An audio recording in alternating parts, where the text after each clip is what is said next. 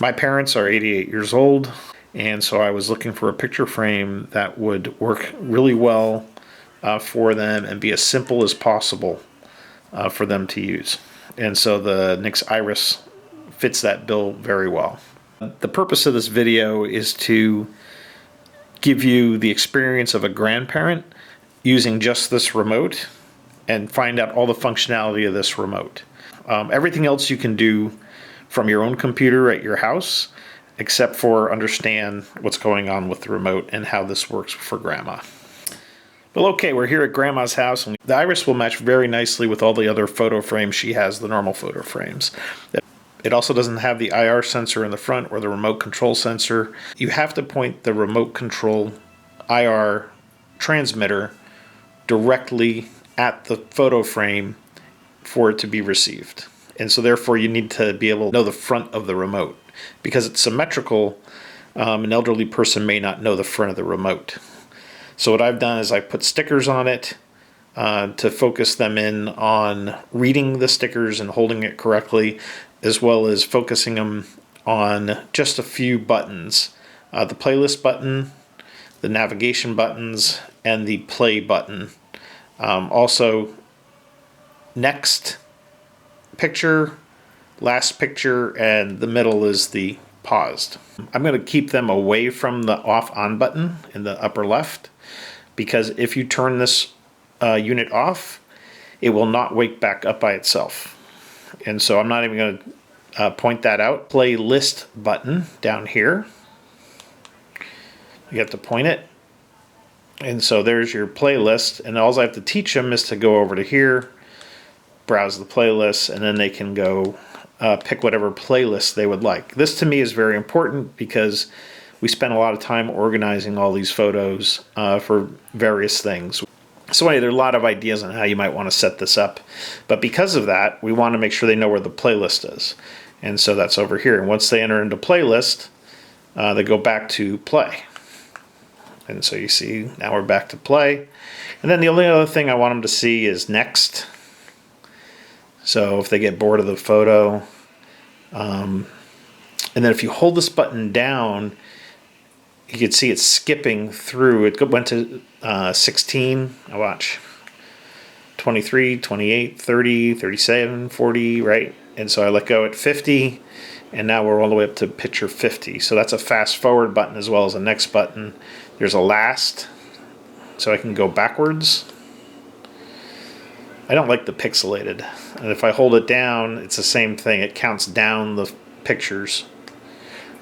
Probably the one thing I think they'll like a lot is this pause button. So if they really want to see a picture, all they have to do is hit the pause button. And notice it says paused resume. It was because I held the button too long. So another thing you want to tell your grandma and grandpa is don't hold these buttons down too long, because they keep, let me show that with the power button. So here I'm going to hold the power button, and notice it came right back on again because I pushed it too long. So if I just click it like that, it stays off. And if I click it again, it comes on. If I hold it, it goes off, on, off, on, off, on. So you can see there's a real problem with holding down these buttons. So you really just need to click them and let them go. Now watch up here in this corner, and you can see a little circle show up right there, and that means that it received. That one didn't. I'll press it again. So I'm pressing it hard and quick, and it's allowing me to move through the slideshow. Hit it hard, hit it quick, and point it right at it. Hit it hard, hit it quick. That's how you train grandma and grandpa. So the up keys and down keys, I would keep them away from them if you can. What they do is they change the transition style. So I'll show you how that works.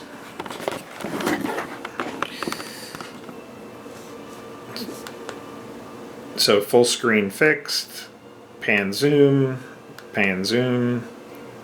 Here's the tiles one, which I really like. Now notice it doesn't fill in all the tiles right away, but if I hit the next and next, That's what it looks like. And it flips back and forth. Now, the down button changes the second selection in the transition mode. If you go down, it doesn't reverse. What it does is it goes to the second menu. So notice it's fit to screen, jump out, fit to screen, cut and fade, fit to screen, circle, fit to screen, wipe. Side is not black anymore. Fit to screen on black. There we go. So now that looks a lot better. So the bottom line on the remote is you want to keep them down here on the playlist, up here to play, here to go back, here to pause, and here to go next. And to hold down if they want to go fast forward.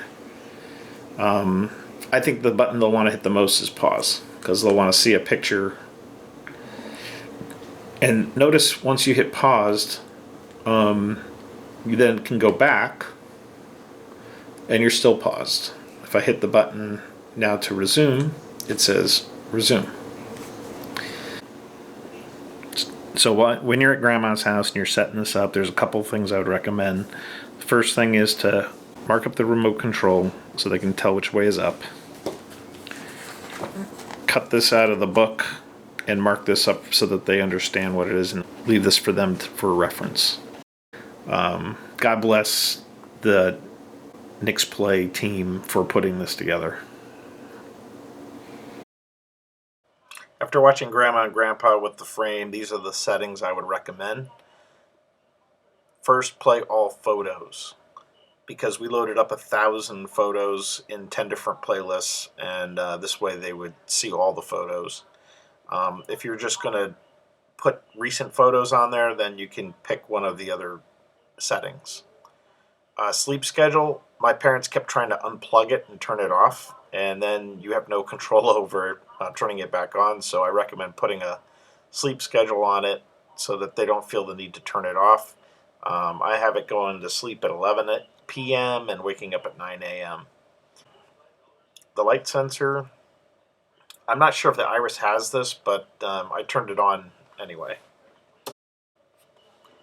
The activity sensor is based on sound, so if they have the TV on or there's a conversation going on, the frame stayed on, and once they left the room, it would go off, and when they would come back in the room, they would see it come on, so they weren't worried about the energy. The sensitivity, I had it on 10 and it never turned off, so I changed it to 1 and it seemed to be appropriate for them. When the frame wakes up, you really want it to pick up where it left off, otherwise they keep seeing the same 25 to 50 photos of a long playlist and never see the end of the playlist. They liked showing the clock once the frame went to sleep, and then finally we put in our time zone. Shuffle off, we loaded a lot of photos by event and sequenced them, and so we wanted them to play in order. They didn't like showing the clock over the picture when the picture was playing. Caption definitely turn on, so if somebody puts a caption on their picture, it will show up over the picture towards the bottom. Transition type, definitely fixed to frame on black is the title, the one we like. We also liked snapshot because we have a small frame and they sit a little further from the frame, and so it's hard enough to see. If you have a large frame and they're sitting really close, I'd recommend the tile because it gives you 4 different pictures at once. Random is more interesting because it has 5 or 6 different transition kinds that it goes through. Transition time, 10 seconds worked really well. It seemed perfect for my parents because it wasn't like they were studying it, and it gave them time to hit the pause button if they wanted to pause or go back with the next button. If you have a large frame and they're sitting close, I would recommend a 5-second transition time with the tiled transition type, because only one tile changes every 5 seconds, so they can scan be 4 tiles and focus on one or two, and they'll stay up for 15-20 seconds each. The connectivity status should be off because they don't even need connectivity to show their pictures. They can take the frame wherever they want, plug it in, and it has all the pictures stored locally, so it really doesn't matter whether it's connected or not to the internet.